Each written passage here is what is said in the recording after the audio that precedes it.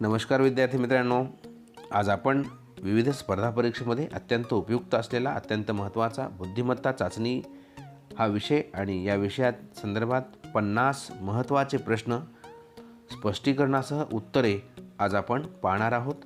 हे 50 प्रश्न जिल्हा परिषद शिक्षण विभाग नांदेड आणि डाएट यांच्या संयुक्त विद्यमाने घेण्यात आलेल्या जम्बो टेस्ट क्रमांक 4 मधील हे प्रश्न आहेत। तुम्ही यापूर्वी ही टेस्ट सोडवली असेल, तुमचे कोणते प्रश्न चुकले ते पाहू शकता आणि चुकलेले प्रश्न स्पष्टीकरणासह त्याचे योग्य उत्तर काय आहे ते सुद्धा तुम्ही या ठिकाणी पाहू शकता। तर चला, बुद्धिमत्ता चाचणीमधील हा पहिला प्रश्न पहा। हीच मराठी जिच्या मुखाने वदली ज्ञानेश्वरी, शिवबाने तलवार घासली याच मराठीवरी। या काव्यपंक्तीत इकारांत शब्दापेक्षा अकारांत शब्द कितीने कमी अगर जास्त आहेत? आपल्याला या ठिकाणी अकारांत शब्द अगोदर शोधायचा आहे। अकारांत म्हणजे ज्या शब्दाचा शेवट अ ने होतो। पहा, या ठिकाणी मी गोल करणार आहे। अकारांत जे शब्द आहेत ते हीच, त्यानंतर मुखाने वदली ज्ञानेश्वरी, शिवबाने तलवार हा अकारांत शब्द आहे आणि याच म्हणजे अकारांत शब्द किती आहे तो फक्त 3 आहेत आणि दीर्घ इकारांत शब्द किती आहेत त्याला मी चौकोन करणार आहे। मराठी, त्यानंतर बदली, त्यानंतर ज्ञानेश्वरी, त्यानंतर घासली या ठिकाणी आपल्याला आणि मराठीवरी। पहा, 1 2 3 4 आणि 5 दीर्घ इकारांत 5 आहेत, म्हणजे अकारांतपेक्षा इकारांत किती जास्त आहेत? 2 जास्त आहेत। म्हणजेच आपल्याला काय विचारलेलं आहे? इकारांत शब्दापेक्षा अकारांत शब्द कितीने कमी आहेत? म्हणजेच अकारांत शब्द हे 2 ने कमी आहेत आणि म्हणून पर्याय क्रमांक 2 हे उत्तर बरोबर आहे। पुढचा प्रश्न, रार तळ वि अ या अक्षरापासून तयार होणाऱ्या कोणत्या 2 अक्षरी अर्थपूर्ण शब्दाचा समानार्थी शब्द सूर्य आहे? सूर्य या शब्दासाठी समानार्थी शब्द जो की या अक्षरापासून अर्थपूर्ण शब्द तयार केल्यानंतर बनणार आहे। यापासून अंतराळ वीर हा शब्द तयार होतो आणि यातील 2 अक्षरी शब्द आहे रवी आणि म्हणून सूर्याला समानार्थी शब्द आहे रवी आणि म्हणून पर्याय क्रमांक 3 हे उत्तर बरोबर आहे। पुढचा प्रश्न पाहूया। पुढीलपैकी कोणत्या संख्येला 5 आणि 8 या दोन्ही संख्यांनी भाग जातो? पहा, या ठिकाणी 5 आणि 8 या 2 संख्यांनी भाग गेला पाहिजे। 5ची कसोटी आणि 8ची कसोटी माहीत असणे आवश्यक आहे।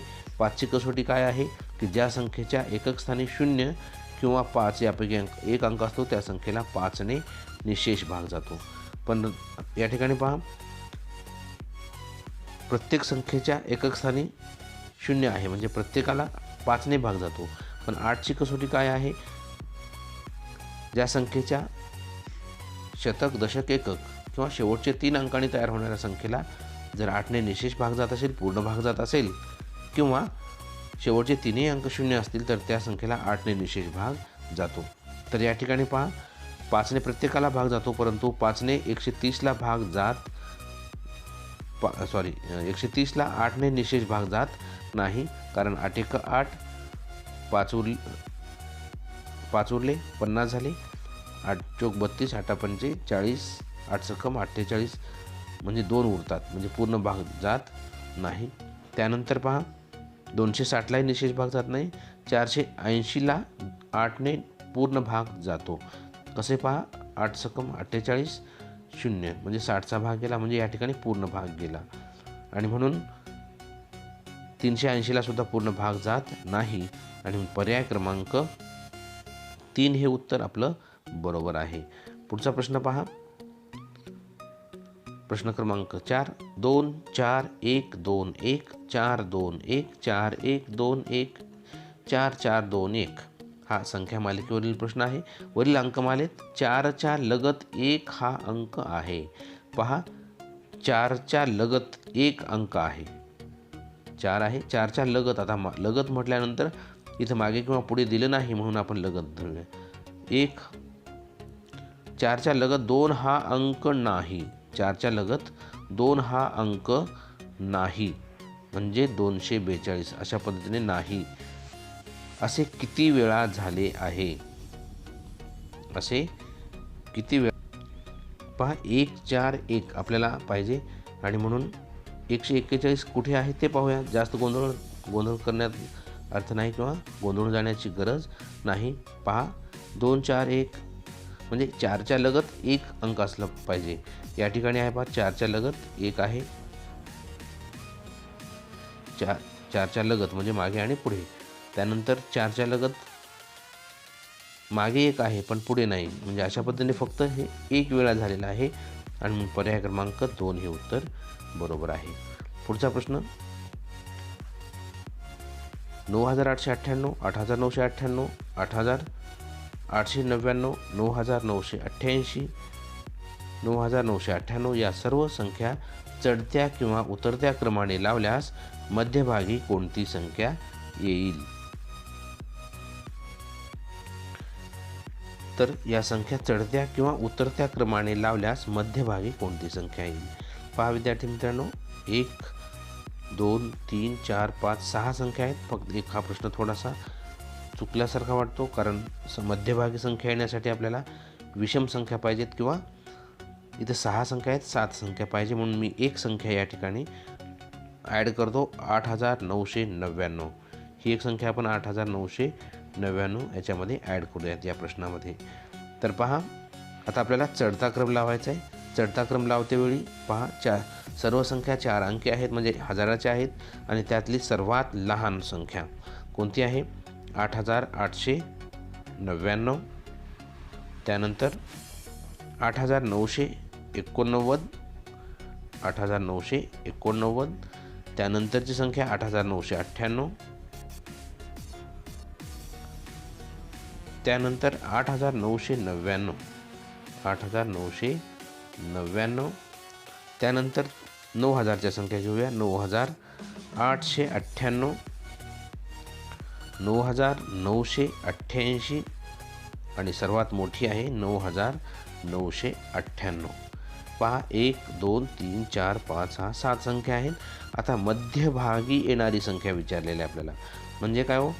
पुढे 3 मागे 3 सोडल्या तर मध्यभागी, किंवा या ठिकाणी 8999 अशा म्हणू शकतो. तर इथं पर्याय क्रमांक 8999 पाहिजे होता. इथे पर्याय क्रमांक नाही, म्हणून आपण या ठिकाणी फक्त समजून घेण्यासाठी म्हणून लिहूयात 8999 हे उत्तर असायला हवं होतं. ओघामध्ये हा प्रश्न थोडासा चुकलेला असल्यामुळे या ठिकाणी आपण हे उत्तर सांगू शकतो. पुढचा प्रश्न पाहूया. प्रश्न क्रमांक 6. 81, 169, 1 25, 9, 121, 225, 441, 289 या संख्या मालिकेतील किती संख्या मूळ संख्यांच्या वर्गसंख्या आहेत? पहा या संख्या मालिकेमध्ये सर्व वर्गसंख्या आहेत. यांचे वर्गमूळ म्हणजेच कोणत्या संख्येचा वर्ग आहे ते आपल्याला शोधावं लागेल. 81 ही संख्या कोणत्या संख्येचा वर्ग आहे हो? 9चा वर्ग आहे. त्यानंतर 169 ही संख्या 13चा वर्ग आहे. त्यानंतर 1चा वर्ग 1 ही समसंख्याही नाही, संयुक्तही नाही, मूळही नाही. त्यानंतर 25 ही संख्या कोणत्या संख्येचा वर्ग आहे? 5चा वर्ग आहे. 9 ही संख्या कोणत्या संख्येचा वर्ग आहे? 3चा वर्ग आहे. 121 ही संख्या 11चा वर्ग आहे. 225 ही संख्या 15चा वर्ग आहे. त्यानंतर 441 ही संख्या 21चा वर्ग आहे आणि 289 ही संख्या 17चा वर्ग आहे. आपल्याला विचारलेले काय आहे की किती संख्या मूळ संख्यांच्या वर्गसंख्या आहेत. त्यातील आता आपल्याला मूळ संख्या कोणत्या आहेत त्या पाहाव्या लागतील. 9 ही मूळ संख्या आहे का? नाही. 13 ही मूळ संख्या आहे. त्यानंतर 5 ही मूळ संख्या आहे. 3 ही मूळ संख्या आहे. 11 ही मूळ संख्या आहे. त्यानंतर 17 ही मूळ संख्या आहे. म्हणजे किती मूळ संख्यांच्या वर्गसंख्या आहेत? 1 2 3 4 आणि 5. अगदी सोपा आहे विद्यार्थी मित्रांनो, आणि म्हणून पर्याय क्रमांक 4 हे उत्तर बरोबर आहे. पुढचा प्रश्न आता अक्षरमालेवर प्रश्न आहे. प्रश्न क्रमांक 7 ते 10 साठी ABCD याप्रमाणे आपल्याला या अक्षरांचा क्रमसुद्धा माहीत असणे आवश्यक आहे. 5-5चा गट करून तुम्ही ते लक्षात ठेवू शकता. प्रश्न आहे, जी आणि ओ या अक्षरांच्या क्रमांकांची बेरीज केल्यास कोणत्या अक्षरांचा क्रमांक मिळतो? पहा, जीचा क्रमांक किती आहे? जीचा क्रमांक आपल्याला जर शोधला तर आपल्याला तो 7 आहे. आणि ओ या अक्षराच्या क्रमांकाचे ओ हे अक्षर कितव्या क्रमांकावर आहे? 15. आणि म्हणून यांच्या दोघांची बेरीज केली, 15 आणि 7 22. तर या बेरीज केल्यास कोणत्या अक्षरांचा क्रमांक मिळतो? 22व्या क्रमांकावर कोणतं अक्षर आहे? व्ही हे अक्षर आहे. आणि म्हणून पर्याय क्रमांक 2 हे उत्तर बरोबर आहे.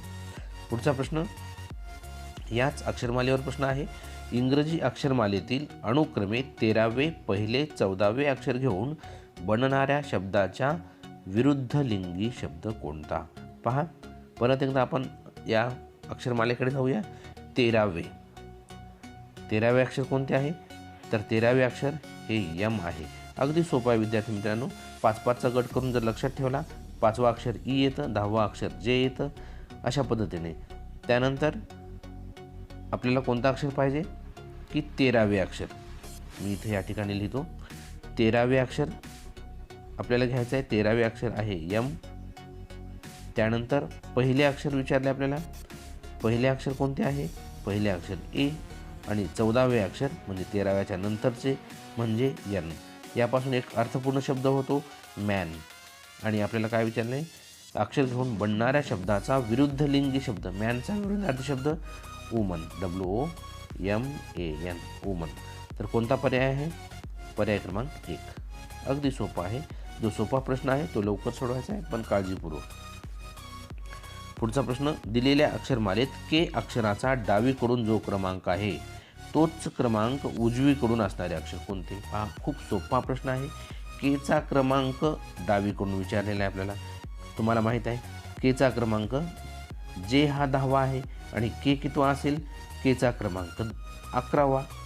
केचा जो क्रमांक आहे तोच उजवीकडून म्हणजे इकडून, उजवीकडून 11व्या क्रमांकावर कोण आहे?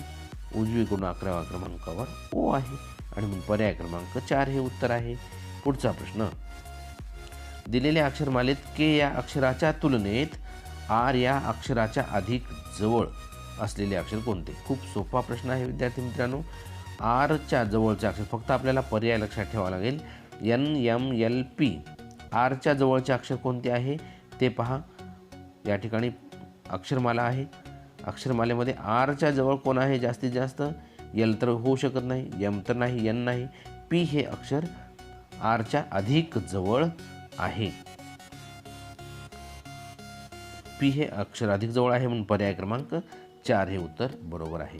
पुढचा प्रश्न, गटात न बसणाऱ्या शब्दसंख्या किंवा आकृतीचा पर्याय निवडायचा आहे. आता या ठिकाणी गटात न बसणारे शब्द आहेत ताक, पनीर, लोणी, केक. पहा, हे सर्व पदार्थ केक व्यतिरिक्त, केकला सोडून सर्व पदार्थ हे दुग्धजन्य आहेत. दुग्धजन्य म्हणजे दुधापासून तयार होणारे आहेत. आणि म्हणून पर्याय क्रमांक 4 हे उत्तर बरोबर आहे. पुढचा प्रश्न, गटात न बसणारे शब्दच आहेत विधू, अर्क, भाणू, मित्र. पहा, हे शब्द आहेत. आपल्या पाहिल्याबरोबर लक्षात येत असेल की गटात न बसणारे पर्याय. तर अर्क, भाणू, मित्र हे सर्व शब्द हे सूर्य या शब्दाचे समानार्थी शब्द आहेत. आणि विधू हा शब्द चंद्र या शब्दाचा समानार्थी आहे. आणि म्हणून गटात न बसणारा शब्द आहे पर्याय क्रमांक 1. पुढचा शब्द, गटात न बसणाऱ्या शब्द किंवा संख्या आकृतीचा पर्याय निवडायचा आहे. खूप सोपा आहे विद्यार्थी मित्रांनो. काळजीपूर्वक वाचायचे, घाई करायची नाही. पहा, आपल्याला लक्षात येत असेल की स्वातंत्र्य दिन, प्रजासत्ताक दिन, गुढीपाडवा आणि जयंती, गांधी जयंती. पहा, गुढीपाडवा हा जर सोडला तर बाकीचे 3 जे दिन आहेत ते काय आहेत? राष्ट्रीय दिन आहेत. ते दिनांकानुसार किंवा त्याला आपण तारखेनुसार येतात असं म्हणतो. आणि गुढीपाडवा जो आहे तो तिथीनुसार येतो आणि तो एक धार्मिक सण आहे. आणि म्हणून हा एकटाच धार्मिक सण आहे म्हणून पर्याय क्रमांक 3 हा गटात बसत नाही. पुढचा प्रश्न, गटात न बसणाऱ्या शब्द संख्या आकृतींचा पर्याय निवडायचा आहे आपल्याला. पहा, 84, 109, 133 आणि 196. तर या ठिकाणी लक्षात येत असेल आपल्याला 84ला 84ला आपण 7ने भागलं तर भागाकार किती येतो? 12. 12 7 84 म्हणजे पूर्ण भाग गेला. त्यानंतर 133ला आपण 7ने भागलं म्हणजे 19. त्यानंतर 196लाही 7ने भागा, 28चा भाग जातो. आणि म्हणून 109ला 7ने पूर्ण भाग जात नाही. म्हणजे पर्याय क्रमांक 2 वगळता बाकीच्या सर्व संख्या या 7ने निशेष भाग जाणाऱ्या संख्या आहेत. आणि म्हणून गटात न बसणारा जो अंक आहे तो 109 आहे. आणि म्हणून पर्याय क्रमांक 2. प्रश्न क्रमांक 15 पाहूया. गटात न बसणाऱ्या संख्या शब्द आकृतीचा पर्याय निवडायचा आहे. या ठिकाणी पर्याय आहेत 1 2 3 4. हे सर्व रोमन संख्या आहेत, पण पर्याय क्रमांक 3 मधली व्ही अशी रोमन संख्या नसते. आणि म्हणून पर्याय क्रमांक 3 हे उत्तर आहे. पुढचा प्रश्न. गटात न बसणाऱ्या शब्द संख्या आकृतींचा पर्याय निवडायचा आहे. पर्याय आहेत 1 2 3 4. या पद्धतीने 3 कंसात 91 कंस बंद 4 अशा पद्धतीचे हे पर्याय आहेत. त्या पर्यायाकडे पाहिल्यानंतर आपल्याला असे लक्षात येते की ज्या कंसाबाहेरील संख्या आहेत आणि कंसाच्या आत संख्या आहेत त्यांचा काहीतरी एकमेकांशी संबंध आहे. कंसाबाहेरील संख्या 3, तर आपण पाहूया 3चा घन किती येतो? 27. आणि कंसाच्या बाहेर जी दुसरी संख्या आहे 4. 4चा घन आहे 64. या घनसंख्यांची जर बेरीज केली 7 आणि 4 11ला 1, 5 ला 1, 6 2 8 आणि 1 9. पहा, एक लक्षात येत आहे आपल्याला की कंसाच्या बाहेरची संख्या ज्या 3 आणि 4 या दोन संख्या आहेत त्यांच्या घनांची बेरीज 91 म्हणजे कंसाच्या आतील संख्या आहे. अशा पद्धतीने प्रत्येक संख्येचं जर आपण करून पाहिलं तर कंसाच्या बाहेर पर्याय क्रमांक 2 मध्ये पहा, कंसाच्या बाहेर 2 आहे म्हणजे 2चा घन 8 आणि 3चा घन 27. या ठिकाणी 8 आणि 7 15ला 5, 5ला 1, 2 आणि 1 3 35. इथे 36 आहे. पुढचा पर्याय पाहूया आपण.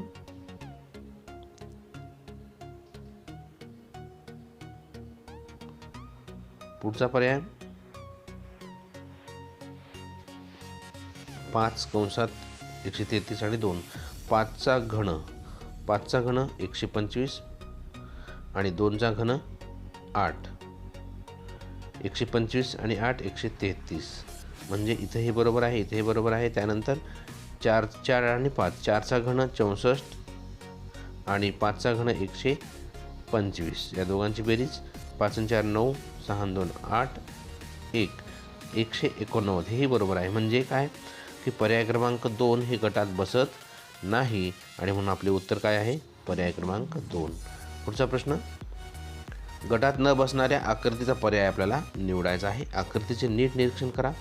3 आकृत्या या गटात बसतात, यांचा काहीतरी संबंध आहे, त्यांचा गट बनतो, पण चौथी आकृती या गटात बसत नाही.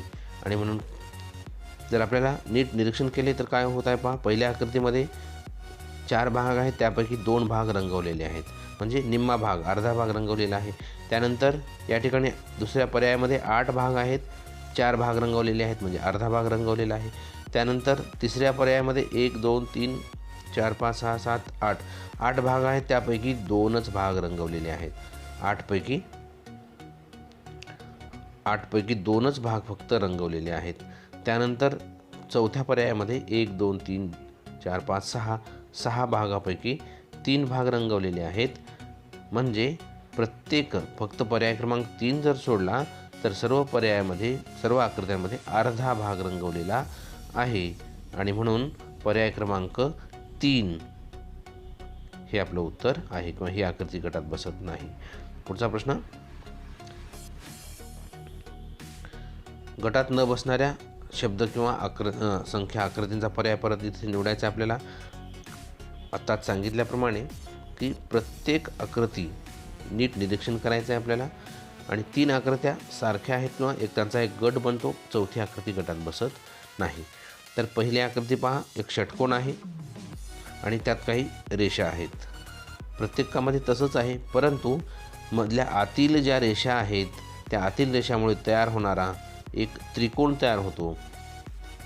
पर्याय क्रमांक 2, 3 आणि 4 मध्ये पहा, या ठिकाणी आतील रेषामुळे या ठिकाणी एक त्रिकोण तयार झालेला आहे प्रत्येक ठिकाणी पहा.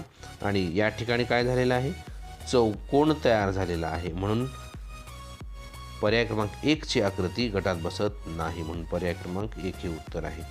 पुढचा प्रश्न, गटात न बसणाऱ्या परत आकृतीचा आपल्याला पर्याय निवडायचा आहे. प्रश्न क्रमांक 19 आहे. तर पहा, अशा ज्यावेळेस ही छोटी छोटी चिन्ह असतात त्या चिन्हांची दिशा वगैरे आपण लक्षात ठेवली पाहिजे, लक्षात घेतली पाहिजे.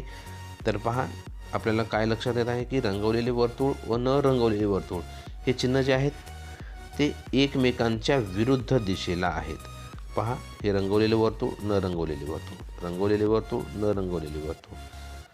त्यानंतर इथं पण रंगवलेले वर्तुळ, न रंगवलेले वर्तुळ. आणि इथं पहा, इथं रंगवलेले वर्तुळ, इथं चौकोन आहे, इथं एकमेकांच्या विरुद्ध दिशेमध्ये नाहीत. आणि म्हणून पर्याय क्रमांक 4 ही आकृती आपल्या गटात बसत नाही. म्हणून पर्याय क्रमांक 4 हे उत्तर.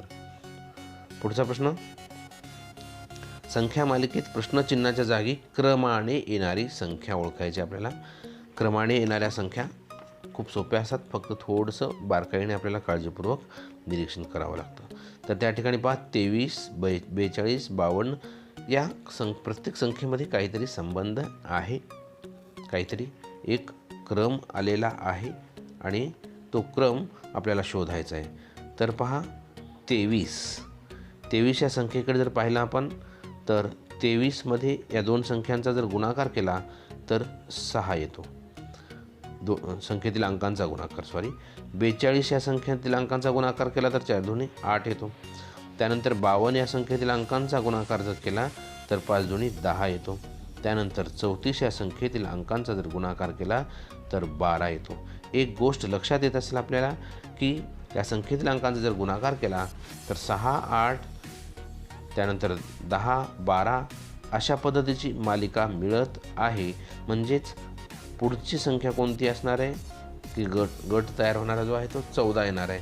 मग 14 या संख्येची कोणत्या संख्येची बेरीज 14 येणार आहे पहा. पर्यायामध्ये 6 दुनी 12 पर्याय क्रमांक 1 मध्ये येणार नाही. त्यानंतर पर्याय क्रमांक 2 मध्ये 5 दुनी 10 येणार नाही. 7 दुनी 14 येईल. म्हणून पर्याय क्रमांक 3 म्हणजे या ठिकाणी 27 प्रश्नचिन्हाच्या जागी कोणती संख्या येणार आहे, 27 पर्याय क्रमांक 3 मध्ये आहे. पुढचा प्रश्न, पुढील आकृत्यांमध्ये विशिष्ट प्रकारचा क्रम आहे, तो क्रम ओळखून प्रश्नचिन्हाच्या जागी येणाऱ्या आकृतीचा पर्याय ओळखा. पहा, 3 आकृत्यांमध्ये काहीतरी क्रम आहे, चौथी आकृती आपल्याला क्रमाने येणारी शोधायची आहे. आपल्याला बारकाईने नीट निरीक्षण केल्यानंतर असं लक्षात येत आहे की या मालिकेमध्ये घड्याळाच्या काट्याच्या दिशेने म्हणजेच घटीवत चौरसाच्या आतील जो एक वक्र भाग आहे, चौरसाच्या आतील एक वक्र भाग चौरसाच्या बाहेर जाऊन तो विरुद्ध दिशेला किंवा विरुद्ध बाजूला जात आहे. लक्षात येत असेल आपल्याला की या ठिकाणची ही आकृती आहे. या दुसऱ्या आकृतीमध्ये इथला जो भाग आहे तो नाहीसा झाला आहे आणि पुढे आलेला आहे, म्हणजे विरुद्ध दिशेला. आतील भाग बाहेर गेलेला आहे. त्यानंतर पुढे पहा, इथला भाग कुठे गेलेला आहे, नाहीसा होऊन इथे गेलेला आहे. आणि त्यानंतर थोडंसं वर घेतो मी. तर काय होईल की यानंतर हा इथला भाग जो आहे या आकृतीचा, या पुढच्या आकृतीमध्ये काय होईल की हा भाग नष्ट होऊन इकडे पुढे येईल. म्हणजे अशा पद्धतीने कोणती आकृती आहे पर्यायामध्ये आपल्याला शोधावे लागेल. तर या ठिकाणी आपल्याला पर्याय क्रमांक 2 मध्ये ती आकृती आपल्याला सापडलेली आहे. पर्याय क्रमांक 2 हे उत्तर योग्य आहे. पुढचा प्रश्न, पुढे दिलेल्या चिन्हांच्या मालिकेत प्रश्नचिन्हाच्या जागी येणारे चिन्ह, क्रमाने येणारे चिन्ह आपल्याला ओळखायचे आहे. पहा, एक क्रम या आकृत्यांमुळे एक गट तयार झालेला आहे. चिन्हामुळे 2 वर्तुळ आणि अधिकचे चिन्ह, 2 वर्तुळ आणि 1 अधिकचे चिन्ह. एक गोष्ट लक्षात येत असेल आपल्याला की पहिल्या गटामध्ये 2 वर्तुळ आहेत, 2 अधिकचं चिन्ह आहे. दुसऱ्या गटामध्ये 2 वर्तुळ आहेत, 1 अधिकचं चिन्ह आहे. म्हणजे काय झालेलं आहे, 1 अधिकचं चिन्ह नाहीसं झालेलं आहे आणि एक गट तयार झालेला आहे. पुढच्या आकृतीमध्ये अधिकचं चिन्ह आहे पण एक वर्तुळ कमी झालेलं आहे आणि एक गट तयार झालेला आहे. म्हणजे एक वर्तुळ कमी झालेलं आहे. आता पुढच्या आकृतीमध्ये काय होईल हो, फक्त एक अधिकचं चिन्ह राहील. हे अधिकचं चिन्ह नष्ट होईल आणि फक्त काय राहील, एक वर्तुळ राहील. पहा, आपल्याला लक्षात येत असेल, या ठिकाणी अधिकचं चिन्ह आहे, वर्तुळ आहे, म्हणजे इथलं एक वर्तुळ नष्ट झालेलं आहे. त्यानंतर पुढच्या गटामध्ये काय होईल, एक अधिकचं चिन्ह नष्ट होईल आणि फक्त वर्तुळ राहील. आणि म्हणून फक्त वर्तुळ असलेला पर्याय आपल्याला शोधायचा आहे. या ठिकाणी मला वाटते प्रश्न प्रिंट मिस्टेकमुळे या पर्याय क्रमांक 1 मध्ये वर्तुळ असायला पाहिजे होतं, परंतु इथं दिसत नाही. म्हणून आपण वर्तुळ हे उत्तर, गोल हे वर्तुळ योग्य आहे, किंवा पर्याय क्रमांक 1 ला जर असेल तर तिथे योग्य आहे असं समजूया. पुढचा प्रश्न, पुढील मालिकेतील चुकीचे पद ओळखा. पहा,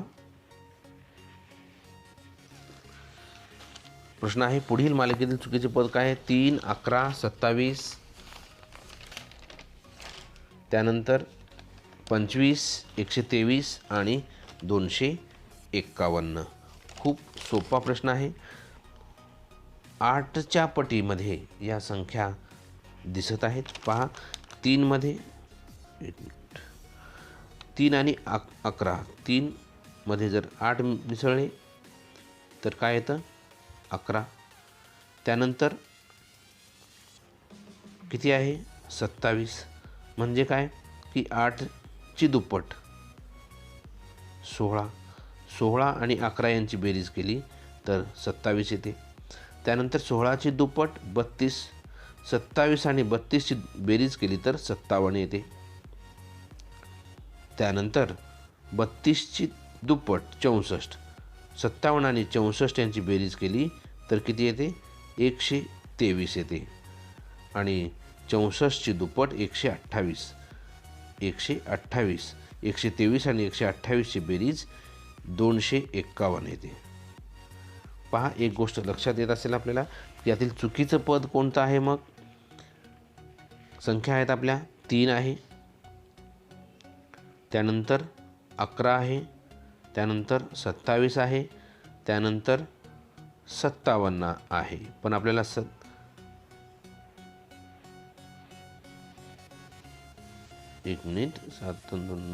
इथं 59 यायला पाहिजे पण 57 आहे. 27 आणि 32 यांची बेरीज 59 येते, पण या ठिकाणी 57 आहे. आणि म्हणून गटात न बसणारा अंक आहे, संख्या आहे ती 57 आहे. म्हणून पर्याय क्रमांक 2 हे उत्तर बरोबर आहे. पुढचा प्रश्न,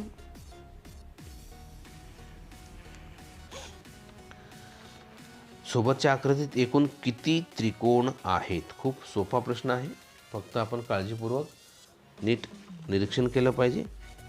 वेगवेगळ्या ट्रिक्ससुद्धा आहेत, पण या ठिकाणी आपण नियमाप्रमाणे पाहूया. तर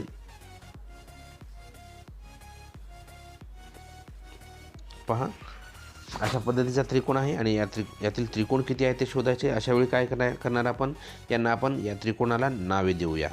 तर या त्रिकोणाला आपण नावं देऊया ए, बी, या ठिकाणी बी, या ठिकाणी सी आणि या ठिकाणी डी हे नाव देऊया.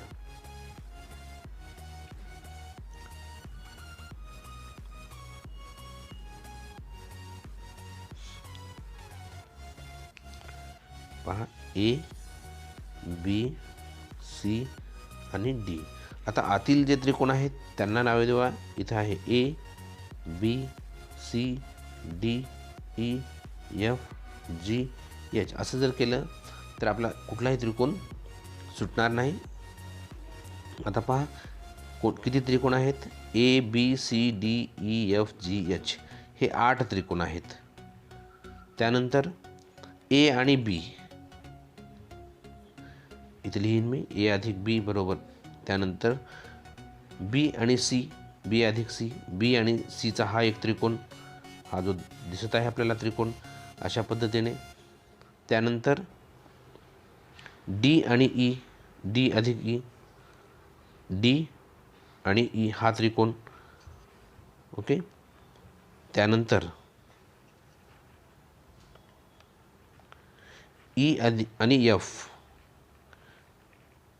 त्यानंतर G आणि H अशा पद्धतीचे हे 5 त्रिकोण आहेत. अगोदरचे 8 आणि हे 5 13 झाले. आता यानंतर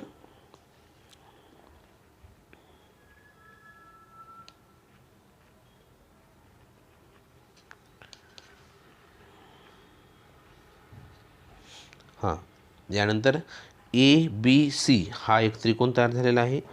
ABC, A अधिक B अधिक C. त्यानंतर DEF, DEF हे 2 त्रिकोण आणि शेवटचे 2 ABC हा एक आणि ADC हा एक, असे 2. म्हणजे अशा पद्धतीने 8 आणि 5 13 आणि 2 15 आणि 2 17 एकूण 17 त्रिकोण आहेत. आणि म्हणून पर्याय 17 कुठे आहे पहा, पर्याय क्रमांक 3 मध्ये 17 आहे, म्हणून पर्याय क्रमांक 3 हे उत्तर बरोबर आहे. पुढचा प्रश्न खूप मोठा आहे, खूप वेळ लागतो, परंतु आपण कमीत कमी वेळात सोडवण्याचा प्रयत्न करत आहोत. पुढचा प्रश्न, पुढील प्रश्नात प्रश्न आकृतीचे पाण्यातील प्रतिबिंब कसे दिसेल ते पहा.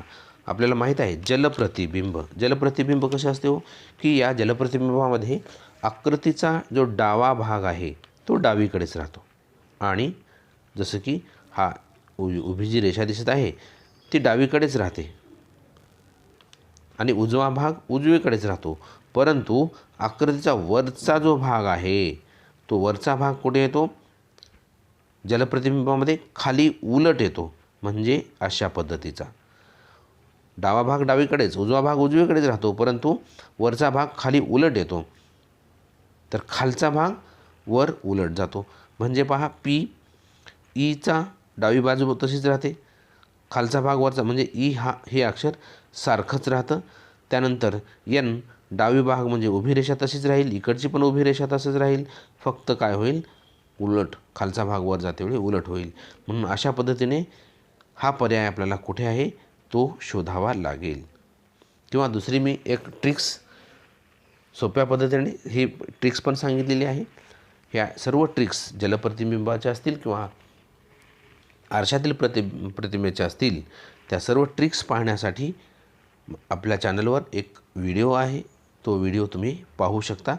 तर या ठिकाणी अशा पद्धतीची आकृती कोठे दिसते ते तुम्ही पाहू शकता. तर पर्याय क्रमांक 2 मध्ये या पद्धतीची आकृती आहे आणि म्हणून पर्याय क्रमांक 2 हे उत्तर योग्य आहे. पुढचा प्रश्न परत एकदा या ठिकाणी पाण्यातील प्रतिबिंब विचारलेला आहे. खूप सोपा प्रश्न आहे. तर विद्यार्थी मित्रांनो, एक लक्षात ठेवा, जलप्रतिबिंबामध्ये डावी बाजू डावीकडेच राहते, उजवी बाजू उजवीकडेच राहते, वरची बाजू खाली येताना उलट होते. अगदी सोपं आहे. तर पहा अशा पद्धतीने आकृती तयार होईल. डावी बाजू डावीकडेच राहते, उजवी बाजू उजवीकडेच राहते आणि हा जो भाग आहे तो उलट दिशेने जातो, वर खालचा भाग वर जाते वेळी आणि वरचा भाग खाली जाते वेळी. अशा पद्धतीने ही आकृती तयार होते. आणि या ठिकाणी आणखीन एक छोटीशी आकृती दिलेली आहे. आता खाली येते वेळेस काय झालेलं आहे की या ठिकाणी अगोदर अशी होती, म्हणजेच काय होईल की आता उलट दिशेने जाईल.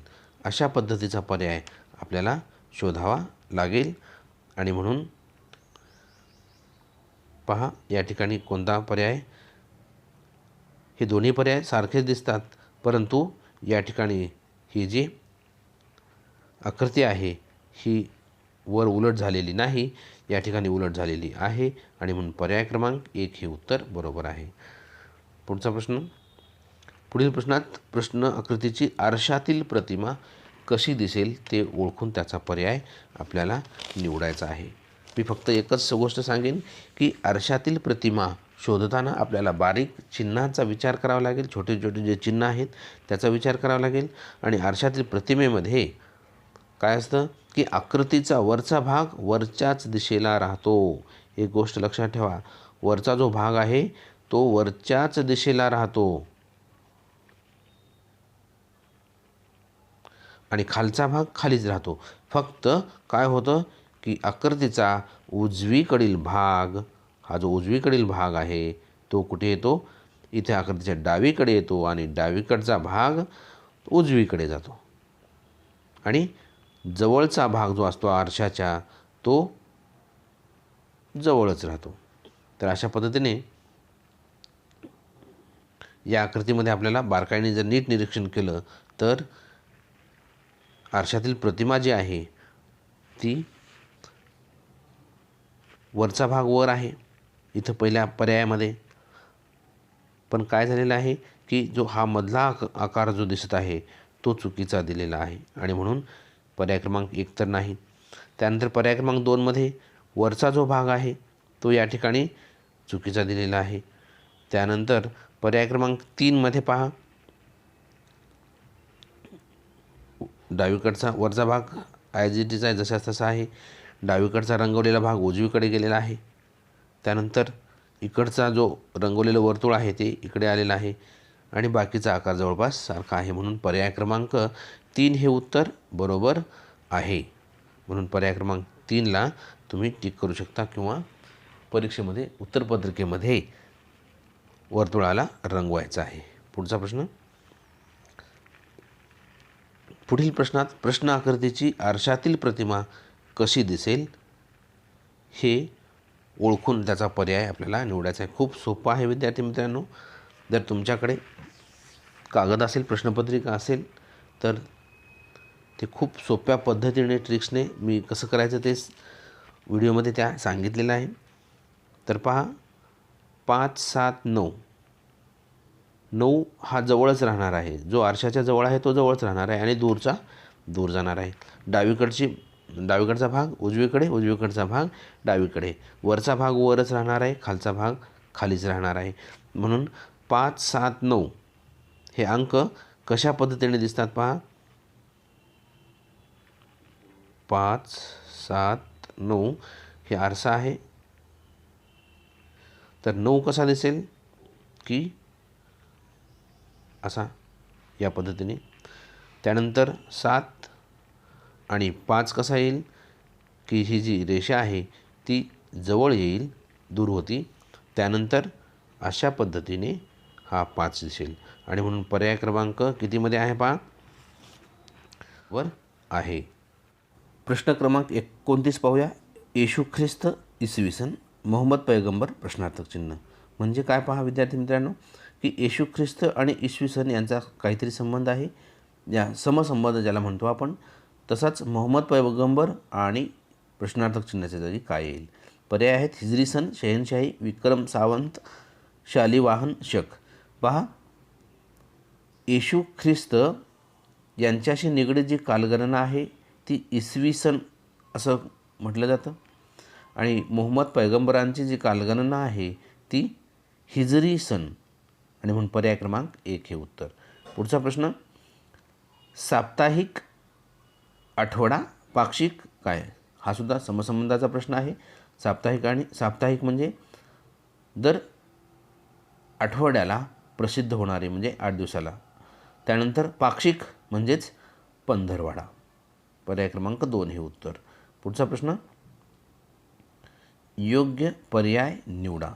हा सुद्धा समसंबंधाचाच आहे, आकृत्यांवर चिन्हांवर आधारित आहे. या ठिकाणी 2 आकृत्यांचा संबंध, ही पहिली आकृती आणि ही दुसरी आकृती यांच्यामध्ये काहीतरी संबंध आहे आणि तसाच संबंध पुढील आकृतीशी आणि प्रश्नार्थक चिन्हाशी आहे. प्रश्नार्थक चिन्हाच्या जागी कोणती आकृती येईल ते आपल्याला शोधायचे आहे. पहा, चिन्हांच्या बाहेरच्या रचनांची जी अदलाबदल हे जे चिन्ह दिसत आहेत, तर या ठिकाणी काय झालेले आहे, 2 वर्तुळ बाहेर होते, आता या ठिकाणी 2 चौकोन आत आहेत. आणि हे जे आतील चिन्ह आहेत ते आतील चिन्हापैकी उजवीकडील चिन्ह हे डावीकडे आलेलं आहे. लक्षात येत असेल आपल्याला. पहा, हे जे 2 वर्तुळ आहेत त्याऐवजी काय झालेलं आहे की चौकोन झालेले आहेत. आणि हे रंगवलेला जो वर्तुळ होता तो ज्यातील चिन्ह जे आहे ते डावीकडे आलेलं आहे. आणि हे मधलं वर्तुळ, या पहिल्या आकृतीमधलं जे छोटं वर्तुळ आहे ते मध्ये आलेलं आहे. तसाच संबंध आता आपल्याला काय करायचा आहे, प्रश्न आकृतीशी लावायचा आहे. तर हे जे षटकोन आहेत, बाहेर 2 षटकोन आहेत, तर काय होईल, आत चौकोन आहे. म्हणजे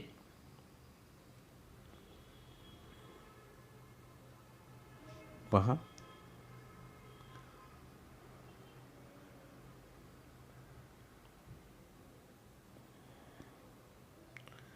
बाहेर 2 षटकोन आहेत, तर ते एक षटकोन तो आत जाईल आणि मधला जो चौरस आहे तो बाहेर येईल. हा चौरस बाहेर येईल आणि हा मध्ये षटकोन आत जाईल. म्हणजे अशा पद्धतीने हा आपण षटकोन तयार करूया. 1 2 3 4 5 6 हा षटकोन झालेला आहे.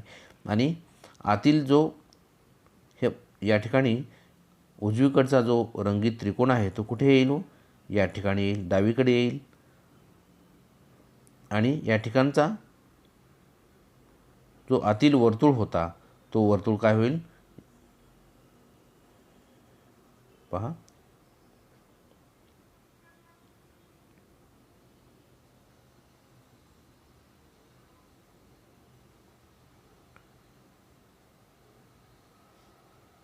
पुन्हा एकदा आपल्याला आकृती काढावी लागणार. तर या ठिकाणी पहा, हे जे षटकोन आहेत तो षटकोन मध्ये जाईल आणि हे जे चौरस आहे ते चौरस या बाजूला येतील. या उजव्या बाजूकडचा जो रंगीत त्रिकोण आहे तो इथे येईल.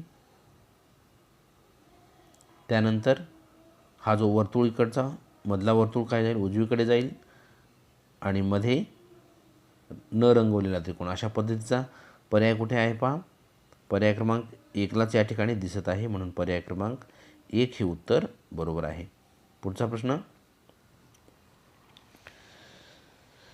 योग्य पर्याय निवडा. पहा, या ठिकाणी सुद्धा समसंबंधावर आधारित आहे ही आकृती. 2 आकृत्यामध्ये काहीतरी संबंध आहे, तोच संबंध तिसऱ्या आणि चौथ्या आकृतीशी आहे. तर ही जी प्रश्न आकृती आहे पहा, यातील घड्याळाच्या काट्याच्या विरुद्ध दिशेने म्हणजेच काय हो, प्रतिघटीवत ह्या आकृत्या फिरलेल्या आहेत. पहा, असा फिरल्यानंतर त्या काटकोनात फिरल्या तर असा सरळ येईल आणि त्या काटकोनापेक्षा थोडंसं जास्त फिरलेलं आहे. आणि म्हणून इथे सुद्धा पहा, ही सुद्धा काटकोनात फिरेल, परंतु काटकोनापेक्षा थोडंसं, म्हणजे ही जी आकृती आहे घटीवत, प्रतिघटीवत म्हणजे घड्याळाच्या काट्याच्या विरुद्ध दिशेने, ही थोडीशी काटकोन म्हणजे 90 अंश, 90 अंशापेक्षा थोडीशी किंचित जास्त आहे. आणि म्हणून अशा पद्धतीचा पर्याय आपल्याला कुठे दिसेल पहा, ही तर नाही येणार, ही नाही येणार, ही पण नाही येणार. म्हणजे पर्याय क्रमांक 1 हे उत्तर आपले बरोबर आहे. पुढचा प्रश्न, रोमन संख्येवर आधारित हा प्रश्न आहे. 5 7 12 आणि प्रश्नार्थक चिन्ह. पहा, एक गोष्ट लक्षात येत असेल, व्ही म्हणजे 5 आणि 12. या ठिकाणी व्ही म्हणजे 5 आणि 2 हे 7. या ठिकाणी 2चा फरक आहे किंवा 2 मिक्स या ठिकाणी प्लस केलेले आहे. त्यानंतर इथे 12 प्रश्न, आता आपल्याला या दोघांचा संबंध लक्षात ठेवायचा आहे. 12 आणि पुढे काय येईल तर 2 मिसळलेले आहे, म्हणजे 12 आणि 2 14. 14 म्हणजेच काय 10 आणि हे 4 14. म्हणजे आपल्याला हा पर्याय कुठे आहे शोधावा लागेल. आणि म्हणून पर्याय क्रमांक 3 मध्ये आहे. पुढचा प्रश्न, 236, 248, 313 आणि प्रश्नार्थक चिन्ह. खूप सोपा आहे, फार गोंधळून जाण्याची आवश्यकता नाही, कारण बरेच मुलं संख्या मोठ्या दिसल्या की गोंधळून जातात. तर काय पहा, अगदी सोपा आहे. 236मध्ये एक गोष्ट लक्षात येत असेल आपल्याला, पहिल्या 2 अंकांचा गुणाकार केला, तिसरा एकक स्थानचा अंक येतो. पहा, 236मध्ये 2 आणि 3चा जर गुणाकार केला तर एकक स्थानचा अंक 6. तसाच 2 आणि 4, 248मध्ये 2 आणि 4चा गुणाकार केला 8 येतं. त्यानंतर अशाच पद्धतीने 3 आणि 1चा गुणाकार केला 313मध्ये तर किती येईल? 3 आणि 1चा गुणाकार 3 1 3. अशाच पद्धतीने कोणत्या 2 संख्यांचा पर्यायाकडून जावं लागेल आपल्याला. पर्याय 1मध्ये 3 आणि 3चा गुणाकार केला तर 6 येतो, पण इथे 5 आहे, इथे हा पर्याय लागू होत नाही. या ठिकाणी 320मध्ये 3 आणि 2चा गुणाकार 6 यायला पाहिजे, तर 0 आहे एकक स्थानी, हा पण पर्याय नाही. त्यानंतर 326मध्ये 3 आणि 2चा गुणाकार 6 येतो, हा लागू होतो. आणि खाली 3 चौक 12 येतं, म्हणजे हा लागू होत नाही. म्हणजे पर्याय क्रमांक 3 हे उत्तर आपले बरोबर आहे. या ठिकाणी प्रश्नार्थ चिन्हाच्या जागी 326 ही संख्या येते. पुढचा प्रश्न, पुढील आकृतीप्रमाणे तंतोतंत दिसणारी आकृती. खूप सोपा प्रश्न आहे विद्यार्थी मित्रांनो. तंतोतंत दिसणारी आकृती शोधताना आपल्याला काय केलं पाहिजे की बाहेरील आकार, आतील आकार, छोटे छोटे जे आकार आहेत त्यांची दिशा, या सर्व गोष्टी आपल्याला पाहायच्या आहेत आणि त्या पर्यायाकडून जायचं आहे. पर्यायाकडून गेल्यामुळे काय होईल, जी आकृती तंतोतंत नाही तो कट करायचा आहे. आणि म्हणून पहा, हा मासा आहे, माशाचं तोंडसुद्धा पहा, थोडंसं मी या ठिकाणी मोठं करतो. पर्याय क्रमांक 4 कडून जाऊया. हे जे कल्ले आहेत ते चुकीचे आहेत आणि म्हणून हा पर्याय क्रमांक 4 तर लागू होणार नाही, म्हणून तो कट केला आपण. त्यानंतर पर्याय क्रमांक 3मध्ये पहा, त्याचा जो डोळा आहे तो खूप बारीक आहे आणि म्हणून पर्याय क्रमांक 3सुद्धा नाही. त्यानंतर पर्याय क्रमांक 2मध्ये पहा, सगळं बरोबर आहे, फक्त ज्या माशाचं जे तोंड आहे, तोंडाचा जो भाग आहे तो इथे एका कोनात दाखवलेला आहे, परंतु म्हणून हा पण चुकीचा आहे आणि म्हणून पर्याय क्रमांक 1 हे उत्तर बरोबर आहे. पुढचा प्रश्न, प्रश्न आकृतीसारखी तंतोतंत जुळणारी आकृती आपल्याला शोधायची आहे. खूप सोपं आहे. मी आता सांगितल्याप्रमाणे पर्यायाकडून आपण गेलं पाहिजे. तर या ठिकाणी हे घर, जशास तसं घर आपल्याला शोधायचं आहे. तर पहा, पर्यायाकडून जाऊया आपण. जशास तसं घर, दार म्हणजे छोट्या छोट्या जे चिन्ह आहेत, ज्या रेषा आहेत त्यासुद्धा आपण बारकाईने काळजीपूर्वक पाहिल्या पाहिजेत. या घरामध्ये जे दार आहे आणि त्याच्यावर वर्तुळ आहे, त्या ठिकाणी इकडून एक छोट्या 2 चौकोनाकृती, चौरस आकृती खिडक्या आहेत आणि एक छोटे दार आपल्याला या ठिकाणी दिसत आहे. त्यानंतर वरच्या ह्या ज्या रेषा आहेत त्या रेषासुद्धा आपल्याला कोणत्या आहेत, त्या किती आहेत हे आपल्याला लक्षात ठेवलं पाहिजे. तर पहा, हा पर्याय क्रमांक 1मध्ये हे जे दार आहे खिडक्याच्या बाजूला खाली ते गोल आहे आणि म्हणून पर्याय हा लागू होत नाही. त्यानंतर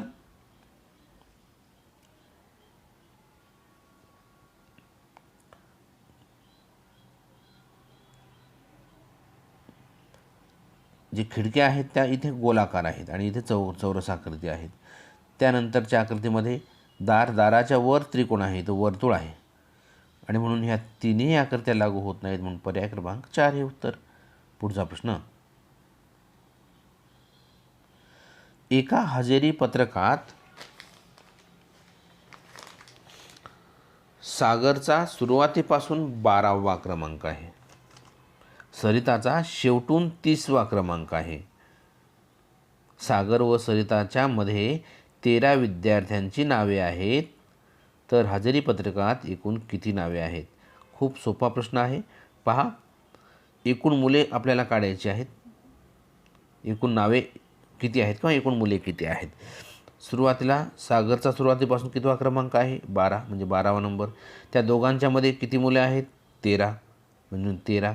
आणि त्याचा सरिताचा शेवटून नंबर किती आहे? म्हणजे 30वा. म्हणजे आपल्याला या सगळ्यांची जर बेरीज केली तर एकूण 55 मुले, म्हणजे त्या हजेरीपटावर एकूण 55 मुले आहेत, म्हणून पर्याय क्रमांक 4 हे उत्तर. प्रश्न पुढचा. 1.5 किलोमीटर लांबीच्या रस्त्याच्या कडेने दुतर्फा 60 मीटर अंतरावर एक विजेचा खांब, याप्रमाणे विजेचे खांब लावल्यास एकूण किती खांब लागतील? सोपा प्रश्न आहे, फार गोंधळून जाण्याची आवश्यकता नाही. थोडंसं खाली ओके. हां, तर एकूण अंतर आपल्याला किती आहे? 1.5 किलोमीटर आहे.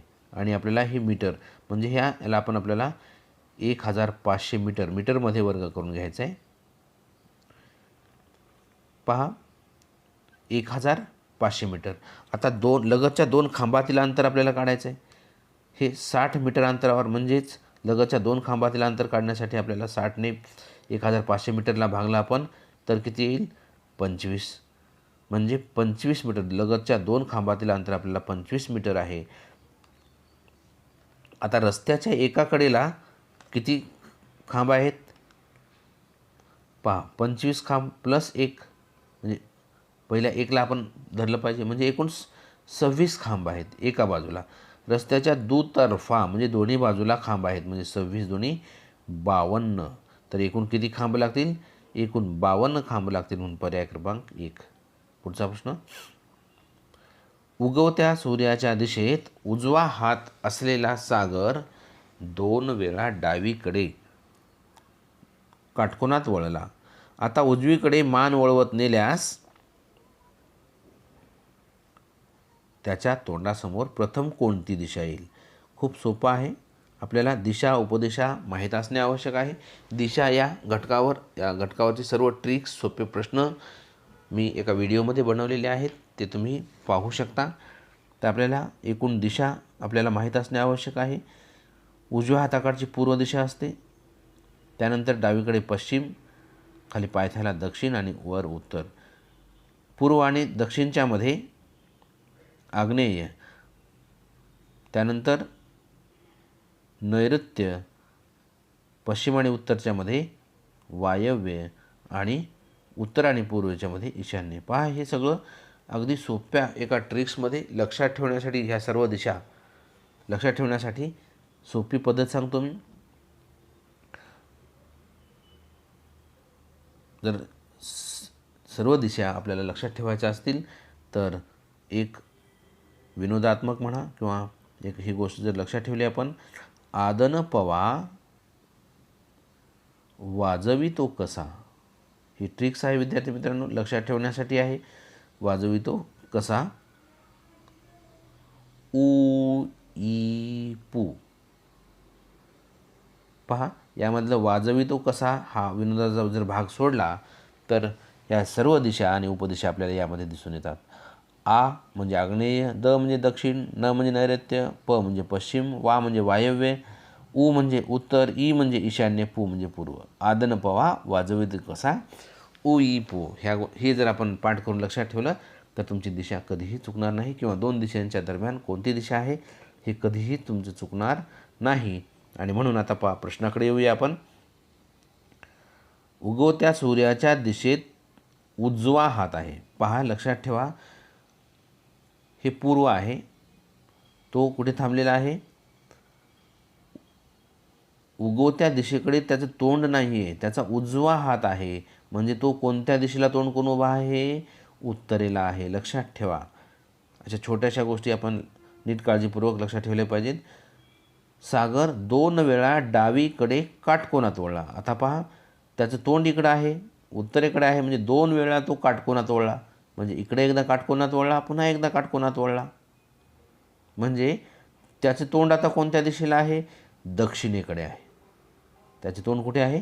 दक्षिणेकडे आहे. काटकोनात वळला. आत्ता डावीकडे मान वळवत नेल्यास पहा, त्याचे तोंड दक्षिणेकडे आहे आणि त्याची डावी बाजू इकडची आहे. तो डाव्या बाजूकडे मान वळवत नेल्यास पहिल्यांदा प्रथम कोणती दिशा येईल? कोणती दिशा येईल हो? प्रथम या ठिकाणची पूर्व आणि दक्षिणच्या मध्ये जी दिशा आहे ती आग्नेय दिशा अगोदर येईल, नंतर पूर्व येईल. आग्नेय हा पर्यायामध्ये आहे म्हणून पर्याय क्रमांक 2 हे उत्तर. पुढचा प्रश्न, बाबा कार्यालयातून घरी परतताना किती वेळा त्यांचे तोंड दक्षिणेकडे असेल? खूप सोपं आहे विद्यार्थी मित्रांनो. हे कार्यालय आहे आणि हे घर आहे. तर अशा पद्धतीने कार्यालयातून निघालेले आहेत बाबा आणि किती वेळा त्यांचे तोंड दक्षिणेकडे आहे. पहा, कार्यालयातून घराकडे निघाले, आता ते डावीकडे म्हणजे खाली वळले म्हणजे दक्षिणेकडे वळले. जेव्हा जेव्हा ते खाली वळले तेव्हा तेव्हा ते दक्षिणेकडे वळले. पहा, इथून इकडे खाली. वर वळले म्हणजे काय होईल? ते पूर्वेकडे तरी किंवा पश्चिमेकडे तरी वळले. पण खाली जेव्हा वळले तेव्हा म्हणजे 3 वेळा, किती वेळा? 3 वेळेला ते दक्षिणेकडे वळले म्हणून पर्याय क्रमांक 2 हे उत्तर. पुढचा प्रश्न, घड्याळात 9:23 इतकी वेळ झालेली असताना मिनिट काटा कोणती दिशा दर्शवतो? पहा, अगदी सोपं आहे. या ठिकाणी मी घड्याळ काढून दाखवतो. घड्याळात 9 वाजून अंदाजे काढत आहे, प्रमाणित नाही. 9:23. पहा, 9 वाजून म्हणजे 9च्या पुढे इथे 9 असेल, हा तास काटा 9 वाजून थोडंसं पुढं गेलेलं असेल आणि 23 मिनिटे म्हणजे या ठिकाणी 15, 20, 25 आणि 30. पहा, 30 मिनिटे झालेली नाहीत, 25 झालेली नाहीत, म्हणजे 23 मिनिटे झालेली आहेत. म्हणजे मिनिट काटा या ठिकाणी आहे. म्हणजे मिनिट काटा कोणती दिशा दर्शवेल? खूप सोपं आहे विद्यार्थी मित्रांनो. या ठिकाणी दिशा कोणती असते? आग्नेय दिशा असते आणि म्हणून पर्याय क्रमांक 1 हे उत्तर बरोबर आहे. प्रश्नाच्या सोबत जर आपण चाललं तर नक्की उत्तर आपल्याला लवकर सापडतं. प्रश्न 42वा, सन 2015 स्वातंत्र्य दिन शनिवारी होता. स्वातंत्र्य दिन हा शनिवारी होता. सन 2016 शिक्षण दिन कोणत्या वारी होता? सोपा प्रश्न आहे, फार गोंधळ जाण्याची आवश्यकता नाही. दिनदर्शिकेवरचे प्रश्न आपण काळजीपूर्वक सोडवले पाहिजेत. त्यामध्ये काही ट्रिक्स आहेत, अगदी सोप्या ट्रिक्स मी एका व्हिडिओमध्ये दिलेले आहेत. तो तुम्ही व्हिडिओ पाहू शकता किंवा या व्हिडिओच्या डिस्क्रिप्शन बॉक्समध्ये सुद्धा मी ती लिंक देणार आहे. तर 2015 स्वातंत्र्य दिन होता. म्हणजे 15 ऑगस्टला स्वातंत्र्य दिन असतो हे आपल्याला माहीत आहे. पहा, स्वातंत्र्य दिन केव्हा होता? मी थोडक्यात लिहितो, जागा कमी आहे. 2015चा केव्हा होता? शनिवारी होता. सोपं आहे. त्यानंतर स्वातंत्र्य दिन 2016चा. स्वातंत्र्य दिन 2016चा केव्हा असेल हो? 2016 हे लीप वर्ष आहे विद्यार्थी मित्रांनो. कारण 4ने भाग जाणारी संख्या आहे, 4 चोक 16. लीप वर्ष आहे. लीप वर्ष वगैरे म्हणजे काय ते त्या व्हिडिओमध्ये तुम्ही सर्व पाहू शकता. तर लीप वर्ष असल्यामुळे शनिवारच्या पुढे 2 दिवस. पहा, शनिवारच्या पुढे 2 दिवस म्हणजे सोमवार. म्हणजे 2016चा स्वातंत्र्य दिन केव्हा येईल? सोमवारी येईल. सोमवारी म्हणजेच स्वातंत्र्य दिन 15 ऑगस्ट. 15 ऑगस्ट 2016ला सोमवार आहे विद्यार्थी मित्रांनो. तर आता पहा, शिक्षण दिन केव्हा असतो? शिक्षण दिन हा 11 नोव्हेंबरला असतो. हे दिन आपल्याला माहीत असणे आवश्यक आहे. पहा, शिक्षण दिन केव्हा आहे? 11 नोव्हेंबरला हा शिक्षण दिन. शिक्षक नाही, शिक्षण दिन 11 नोव्हेंबरला असतो. यानुसार आता आपल्याला 15 ऑगस्ट ते 11 नोव्हेंबरचे एकूण दिवस काढावे लागतील. केव्हापासून?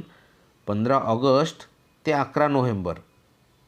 15 ऑगस्टपासून ते 11 नोव्हेंबरचे दिवस एकूण काढावे लागेल आपल्याला. पहा, ऑगस्टचे किती दिवस? 15 ऑगस्टपासून 31 ऑगस्टपर्यंत 16 दिवस. त्यानंतर सप्टेंबरचे, ऑगस्टनंतर सप्टेंबर 30 दिवसाचा महिना असतो. ऑक्टोबर 31 दिवसाचा महिना असतो आणि नोव्हेंबर हा 11 दिवस घेतले आपण, कारण नोव्हेंबरचे आपल्याला 11 नोव्हेंबरपर्यंतच जायचं आहे. आता एकूण दिवस काढा.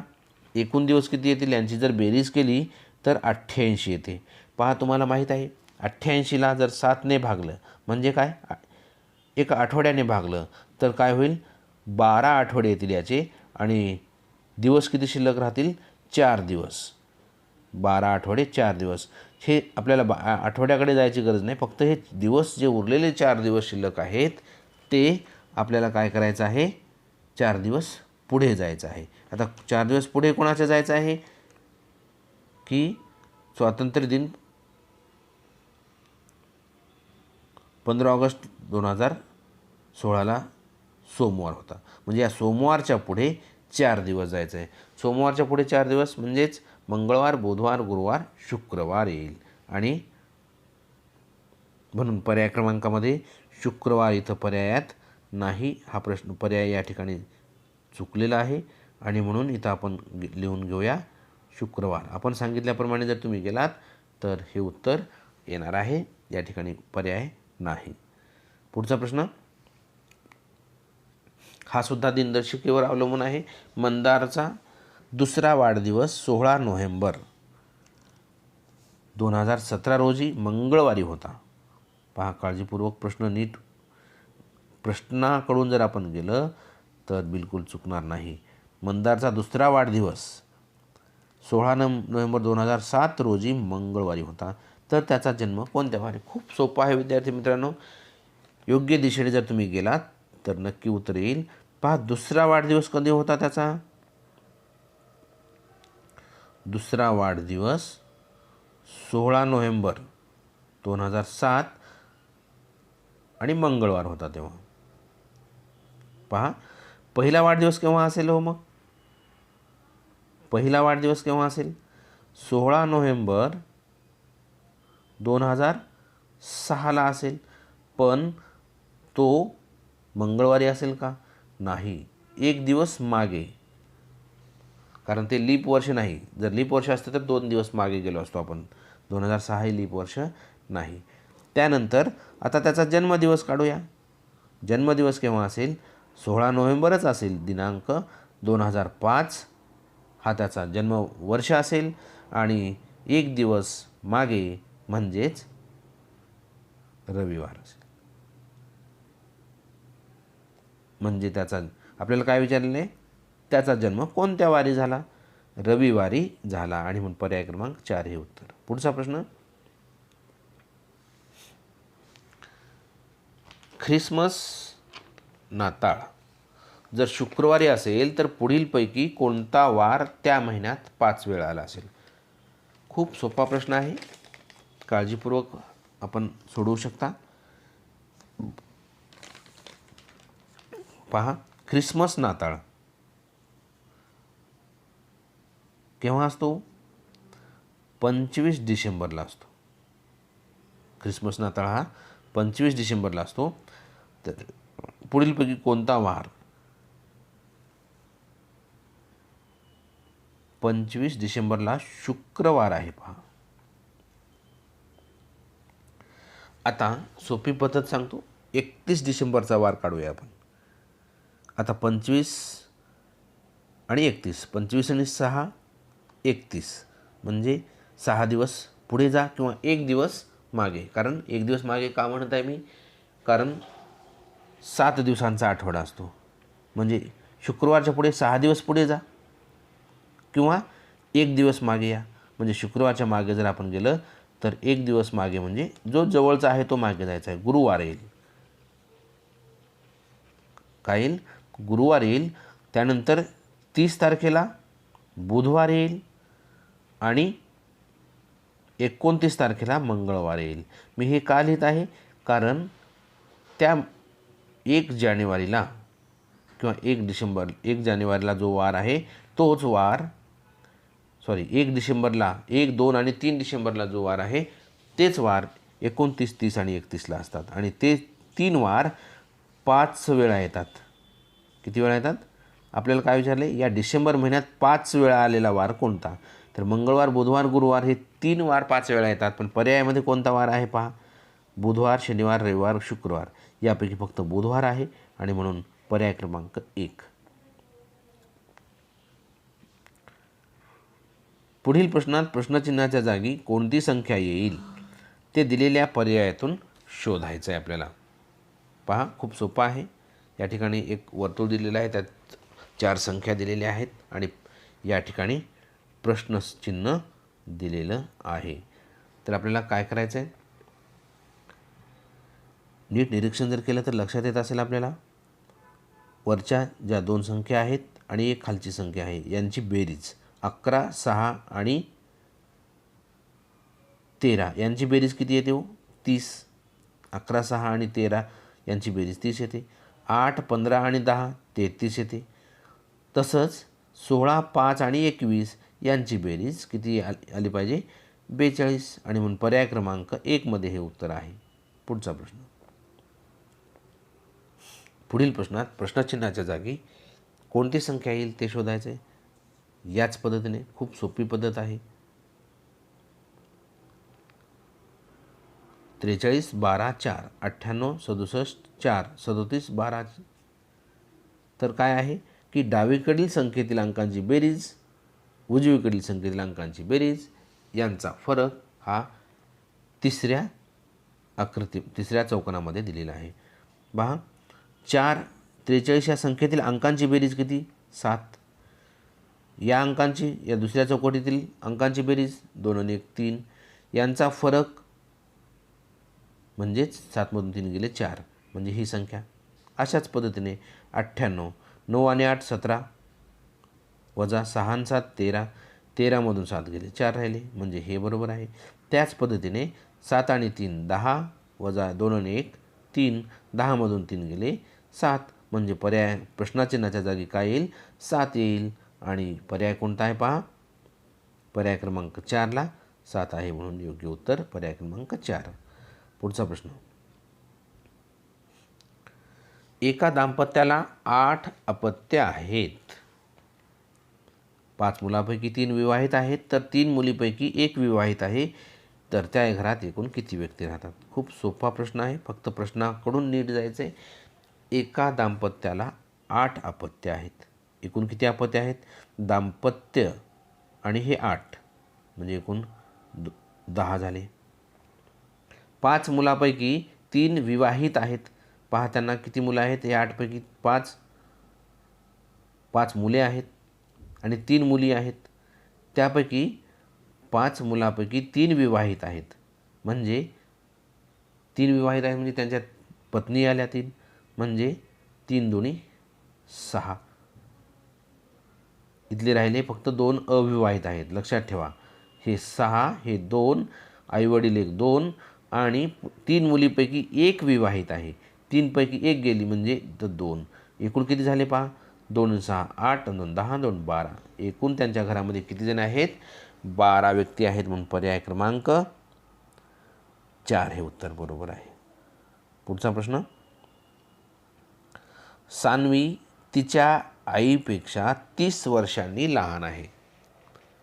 तर्कवर आधारित हा प्रश्न आहे. दोघींचे वय एकूण 60 वर्ष होईल तेव्हा सान्वीचे वय किती असेल? खूप सोपा प्रश्न आहे. पहा, सान्वी व तिच्या आईचे वय, एकूण वय हे सान्वीच्या वयाच्या किती असेल? दुपटीपेक्षा 30 वर्षांनी जास्त असणार आहे. का बरं? कारण सान्वी तिच्या आईपेक्षा 30 वर्षांनी लहान आहे. त्यामुळे 60मधून जर आपण 30 वजा केले तर किती राहिले? 30 कमी केले म्हणजे सान्वीच्या वयाची दुप्पट. सान्वीच्या वयाची दुप्पट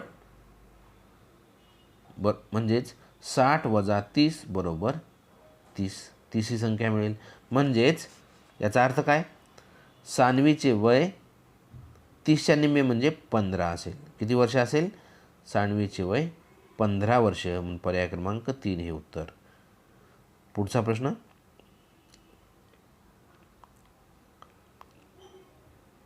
प्रश्न क्रमांक 49 व 50 साठी हे प्रश्न आहेत. खूप सोपा प्रश्न आहे. वेण आकृतीवर आधारित हा प्रश्न विचारलेला आहे. 49वा प्रश्न पहा. वर्तुळ व त्रिकोण या आकृतीत सामायिक अंक व त्रिकोण व षटकोन या आकृतीत सामायिक असलेला अंक यांचा गुणाकार किती? खूप सोपा प्रश्न आहे, फक्त काळजीपूर्वक निरीक्षण करणं आवश्यक आहे. वर्तुळ व त्रिकोण या आकृतीत सामायिक अंक. वर्तुळ आणि त्रिकोणामध्ये हे वर्तुळ आहे आणि हा त्रिकोण आहे, या दोघांमध्ये फक्त सामायिक आहे 4. त्रिकोण व षटकोण या आकृतीत सामायिक. त्रिकोण व षटकोण यांच्यामध्ये सामायिक असलेला अंक 5. यांचा गुणाकार किती? 4 पंचे 20. सोपं आहे आणि म्हणून पर्याय क्रमांक 2 हे उत्तर बरोबर आहे. पुढचा प्रश्न, तिन्ही आकृतीत सामायिक असणारा अंक पहा. प्रश्न काळजीपूर्वक पहा. तिन्ही आकृतीमध्ये वर्तुळ, त्रिकोण आणि षटकोण यांच्यामध्ये सामायिक असणारा अंक, तिघांमध्ये सामायिक असणारा फक्त षटकोण, फक्त त्रिकोण व फक्त वर्तुळात असणाऱ्या अंकांची बेरीज. खूप सोपा प्रश्न आहे. पहा, परत एकदा आकृतीकडे जाऊया आपण. तिन्हीमध्ये सामायिक असणारा कोण आहे? 9. यांची सगळ्यांची बेरीज विचारली आपल्याला. त्यानंतर फक्त षटकोणामध्ये 7 आणि 8 म्हणजे 15 यांची बेरीज करू आपण. त्यानंतर फक्त वर्तुळामध्ये 6 आहे आणि फक्त त्रिकोणामध्ये 2 आहे. या सगळ्यांची जर बेरीज केली तर किती येईल? 15 आणि 9 24, 24 आणि 6 30, 30 आणि 2 32. म्हणून पर्याय काय येईल आपला उत्तर? 32 हे आहे, म्हणून पर्याय क्रमांक 1 ला 32 हे उत्तर आहे. अशा पद्धतीने विद्यार्थी मित्रांनो, थोडासा वेळ जास्त लागतो कारण 50 प्रश्न समजून घेण्यासाठी आपल्याला पूर्ण स्पष्टीकरणही पाहायचं होतं आणि म्हणून थोडासा वेळ जास्त लागला. तरी हा व्हिडिओ तुम्ही शेवटपर्यंत पाहिल्याबद्दल खूप खूप धन्यवाद. अशाच पद्धतीचे महत्त्वाचे काही प्रश्नपत्रिका, सोडवलेल्या प्रश्नपत्रिका आपण यापुढेही टाकणार आहोत.